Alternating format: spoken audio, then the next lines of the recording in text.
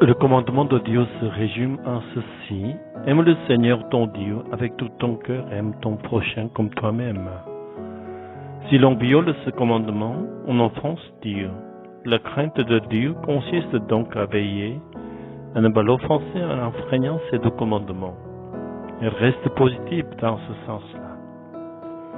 Mais si l'on craint Dieu, souffrant de la culpabilité pour avoir péché dans sa vie, cette crainte ne doit pas être la nôtre. Dans ce cas-là, on est effrayé par la vision de la boule de feu de la colère qui viendra un jour.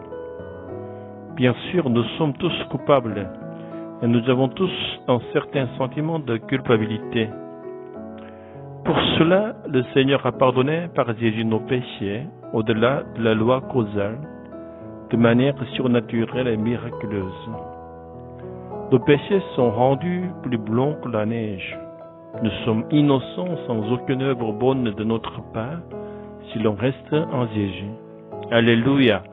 Or, il y a des personnes qui développent la logique extrême selon laquelle on serait libre de toute contrainte et toute la loi de Dieu. Elles présument que l'on n'a plus besoin de respecter le commandement de Dieu puisque l'on est absous de toute accusation sans aucune condition. Tous les péchés du passé, du présent et du futur auront été d'ores et déjà pardonnés. Lorsque nous examinons notre conscience, il devient clair pour nous que ce genre de raisonnement purement logique n'a vraiment pas sa place réelle dans la vie.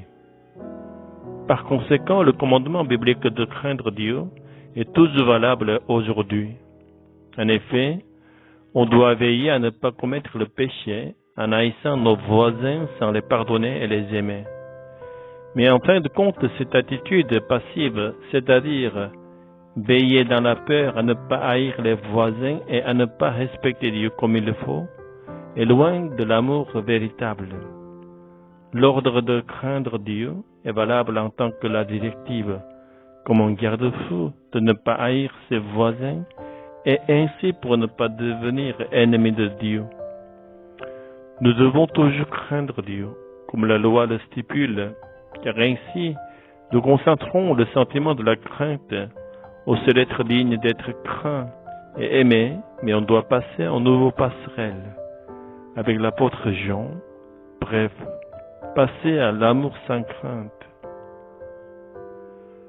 Celui en qui vit l'amour de Dieu devient audacieux face au jugement, parce qu'il peut vivre comme le Seigneur dans le monde. Car l'amour de Dieu consiste à aimer celles et ceux qui ne sont pas dignes d'être aimés et à les transformer en êtres aimables. Pour y parvenir, il faut songer à l'amour de Jésus, qui a non seulement pardonné nos péchés, mais nous a aussi donné le don d'un amour plus profond que la mort.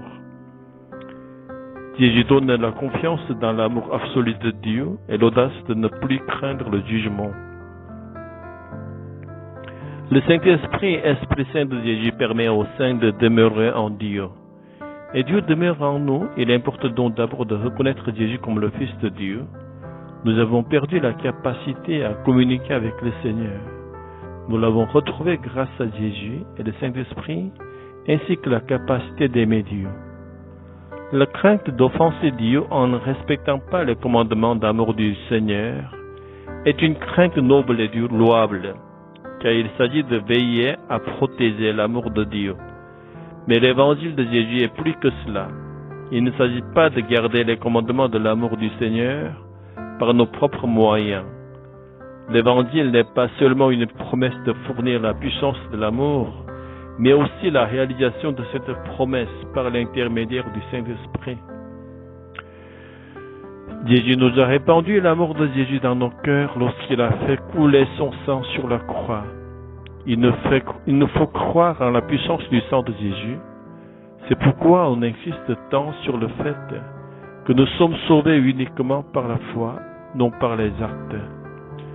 Jésus est le Fils de Dieu et Dieu nous a donné. Si l'on croit en cette vérité, Dieu nous donnera la force d'accomplir les œuvres bonnes. Je prie pour que l'amour de Dieu, qui permet même d'aimer nos pires ennemis, vive en nous.